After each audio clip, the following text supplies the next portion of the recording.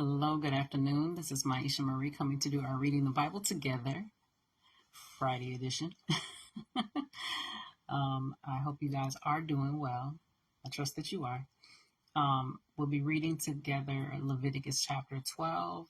That's relatively short. And so we'll also be reading Chapter 13 as well. And we'll go ahead and get started. The Lord said to Moses, "Give the following instructions to the people of Israel.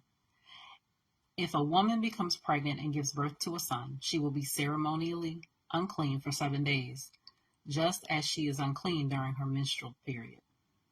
On the 8th day, the boy's foreskin must be circumcised. After waiting 33 days, she will be purified from the bleeding of childbirth.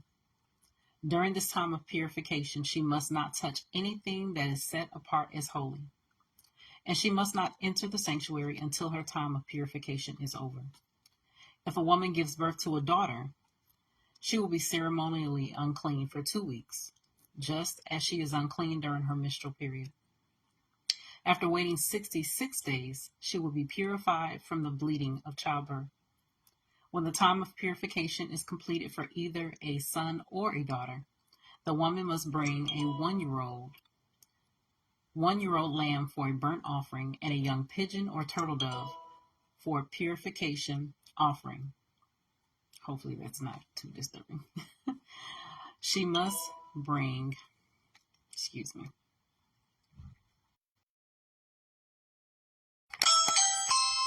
everything's going on. It hasn't happened like this in a while. Apologize. Verse 6. When the time of purification is completed for either a son or a daughter, the woman must bring a one-year-old lamb for a burnt offering and a young pigeon or turtle dove for a purification offering. She must bring her offerings to the priest at the entrance of the tabernacle. The priest will then present them to the Lord to purify her.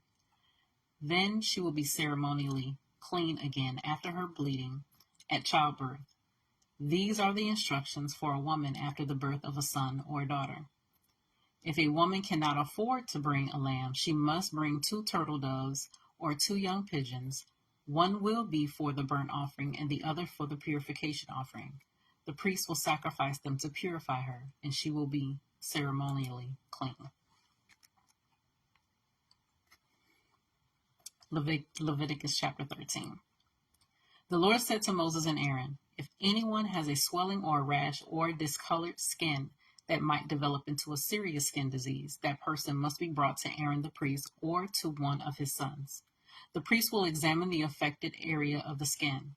If the hair in the affected area has turned white and the problem appears to be more than skin deep, it is a serious skin disease. And the priest who examines it must pronounce the person ceremonially unclean. But if the affected area of the skin is only a white discoloration and does not appear to be more than skin deep, and if the hair on the spot has not turned white, the priest will quarantine the person for 7 days. On the 7th day, the priest will make another examination. If he finds the affected area has not changed and the problem has not spread on the skin, the priest will quarantine the person for 7 more days. On the 7th day, the priest will make another examination. If he finds the affected area has faded and has not spread, the priest will pronounce the person ceremonially clean. It was only a rash.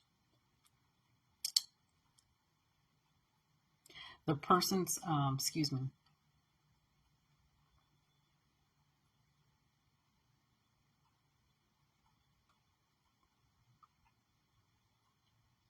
apologize. Move my cursor way too far. Get back on track. Okay, the person's clothing must be washed and the person will be ceremonially clean. But if the rash continues to spread after the person has been examined by the priest and has been pronounced clean, the infected person must return to be examined again. If the priest finds that the rash has spread, he must pronounce the person ceremonially unclean, for it is indeed a skin disease. Anyone who develops a serious skin disease must go to the priest for examination. If the priest finds a white swelling on the skin and some hair on the spot has turned white and there is an open sore in the infected area, it is a chronic skin disease, and the priest must pronounce the person ceremonially unclean.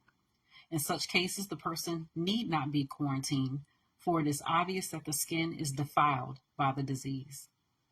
Now, suppose the disease has spread all over the person's skin, covering the body from head to foot.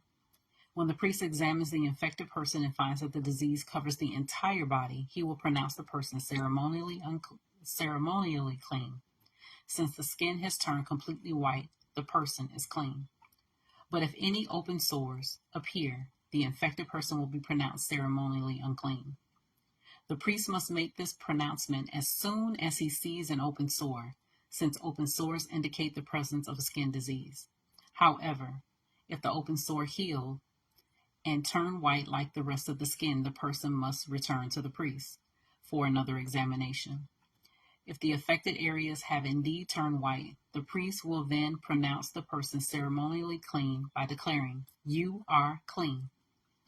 If anyone has a boil on the skin that has started to heal, but a white swelling or a reddish white spot develops in its place, that person must go to the priest to be examined. If the priest examines it and finds it to be more than skin deep, and if the hair in the affected area has turned white, the priest must pronounce the person ceremonially unclean. The boil has become a serious skin disease. But if the priest finds no white hair on the affected area and the problem appears to be no more than skin deep and has faded, the priest must quarantine the person for 7 days. If during that time the affected area spreads on the skin, the priest must pronounce the person ceremonially unclean because it is a serious disease. But if the area grows no larger and does not spread, it is merely the scar from the boil, and the priest will pronounce the person ceremonially clean. If anyone has suffered a burn on the skin and the burn area changes color, becoming either reddish white or shiny white, the priest must examine it. If he finds that the hair in the affected area has turned white and the problem appears to be more than skin deep, a skin disease has broken out in the burn. The priest must then pronounce the person ceremonially unclean, for it is clearly a serious skin disease. But if the priest finds no white hair on the affected area and the problem appears to be no more than skin deep and is faded, the priest must quarantine the infected person for 7 days. On the 7th day, the priest must examine the person again. If the affected area has spread on the skin, the priest must pronounce that person ceremonially unclean, for it is clearly a serious skin disease. But if the affected area has not changed or spread on the skin and has faded, it is simply a swelling from the burn. The priest will then pronounce the person ceremonially clean, for it is only the scar from the burn. If anyone, either a man or a child, has a sore on the head or chin, the priest must examine it. If he finds it more than skin deep and has fine yellow hair on it, the priest must pronounce the person ceremonially unclean. It is a scabby sore of the head or chin. If the priest examines the scabby sore and finds that it is only skin deep, but there is no black hair in it, he must quarantine the person for 7 days. On the 7th day, the priest must examine the sore again. If he finds that the scabby sore has not spread, and there is no yellow hair on it, and it appears to be only skin deep, the person must shave off all hair except the hair on the affected area. Then the priest must quarantine the person for another 7 days. On the 7th day, he will examine the sore again. If it has not spread and appears to be no more than skin deep, the priest will pronounce the person ceremonially clean. The person's clothing must be washed, and the person will be ceremonially clean. But if the scabby sore begins to spread after the person is pronounced clean, the priest must do another examination. If he finds that the sore has spread, the priest does not need to look for yellow hair. The infected person is ceremonially unclean. But if the color of the scabby sore does not change and black hair has grown on it, it is healed. The priest will then pronounce the person ceremonially clean. If anyone, either a man or a woman, has shiny white patches on the skin, the priest must examine the affected area. If he finds that the shiny patches are only pale white, this is a harmless skin rash, and the person is ceremonially clean. If a man loses his hair and his head becomes bald, he is still ceremonially clean. And if he loses hair on his forehead, he simply has a bald forehead. He is still clean. However, if a reddish-white sore appears on the bald head area on top of his head or on his forehead, this is a skin disease. The priest must examine him, and if he finds swelling around the reddish-white sore area on the man's head and it looks like a skin disease, the man is indeed infected with a skin disease and is unclean. The priest must pronounce him ceremonially unclean because of the sore on his head. Those who suffer from a serious skin disease must tear their clothing and leave their hair uncombed. They must cover their mouth and call out, "Unclean, unclean." As long as the serious disease lasts, they will be ceremonially unclean. They must live in isolation in their place outside the camp. Now suppose mildew contaminates some woolen or linen clothing, woolen or linen fabric, the hide of an animal, or anything made of leather. If the contaminated area in the clothing, the animal hide, the fabric, or the leather article has turned greenish or reddish, it is contaminated with mildew and must be shown to the priest. After examining the affected spot, the priest will put the article in quarantine for 7 days. On the seventh day, the priest must inspect it again. If the contaminated area has spread, the clothing or fabric or leather is clearly contaminated by a serious mildew and is ceremonially unclean.